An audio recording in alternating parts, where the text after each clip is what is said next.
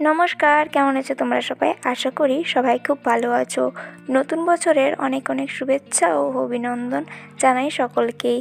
আর কিছুদিন পরে হচ্ছে আমাদের বাড়িতে লক্ষ্মী পুজো, তাই আমাদের লক্ষ্মী প্রতিমাটার রঙটা অনেকটাই ফিকে হয়ে গিয়েছিল।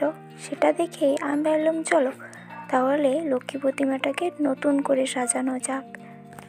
যেমন কথা তেমনি কাজ, তাই সকাল সকাল বসে পড়েছি আমাদের মা লক্ষ্মীকে নতুন করে সাজিয়ে তুলতে। মা লক্ষ্মী হলেন ধন, সম্পত্তি এবং সমৃদ্ধির দেবী। আর 2025-এর প্রথমেই আমার চ্যানেলের প্রথম ভিডিওটি দেবী লক্ষ্মীকে নিয়ে শুরু করছি। আর তাই আশা করি মা লক্ষ্মীর আশীর্বাদে সকলের 2025 খুব ভালো কাটুক। গ্রাম বাংলায় অগ্রহায়ণ কিংবা পৌষ মাসে বাড়িতে বাড়িতে দেবী লক্ষ্মীর আরাধনা করা হয়। আসলে অগ্রহায়ণ মাসে যখন প্রথম ফসল মাঠ থেকে বাড়িতে আসে, সেই আনন্দেই সকলে মা লক্ষ্মীকে ধন্যবাদ জানানোর জন্য মা লক্ষ্মীর আরাধনা করে। যদি ভিডিওগুলি ভালো লেগে থাকে অবশ্যই একটি লাইক করবেন এবং সাবস্ক্রাইব করে আমার এই ক্ষুদ্র ফ্যামিলির মেম্বার হয়ে যান। 2025 থেকে আমি চেষ্টা করব আরও নতুন এবং ভালো ভালো ভিডিও তৈরি করার। আর যদি আমার ভিডিওগুলিতে কোনো রকম ভুল ত্রুটি হয়ে থাকে তার জন্য ক্ষমা করবেন। ভিডিওটি অবশ্যই শেষ পর্যন্ত দেখবেন, কারণ মা লক্ষ্মীকে রং করার পর আমি একটা ধনুচিও ডিজাইন করেছি ভিডিওর লাস্টে।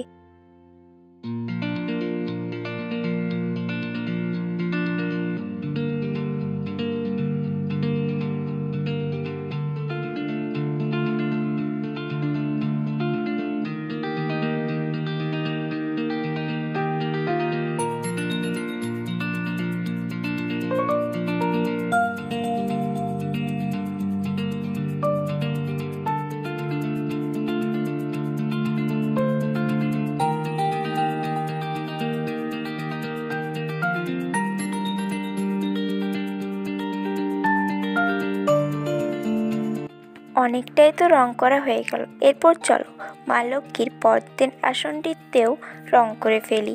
মা লক্ষ্মী সর্বদাই স্পস্ফুটিত পদ্মের আসনের ওপর বিরাজ করেন। মা লক্ষ্মীর বাহন হলো লক্ষ্মী পেঁচা। তো চলো এরপর লক্ষ্মী পেঁচাকেও রং করে ফেলি।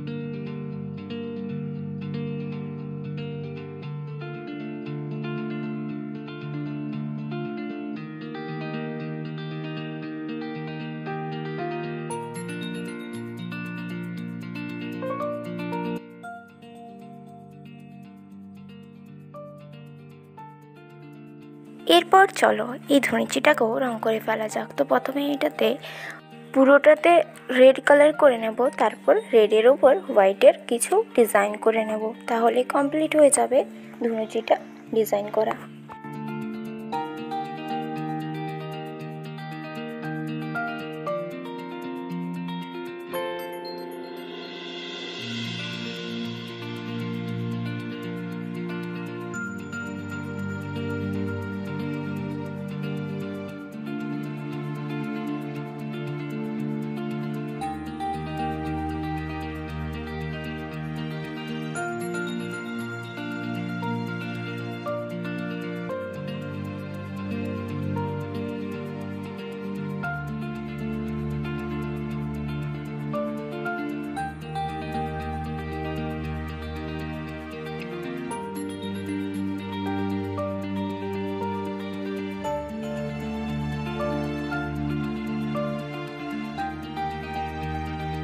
আজকের ভিডিওটা এই পর্যন্তই। আবার দেখা হবে একটা অন্য নতুন ভিডিওতে। সবাই ভালো থাকো, সুস্থ থাকো, সাবধানে থাকো।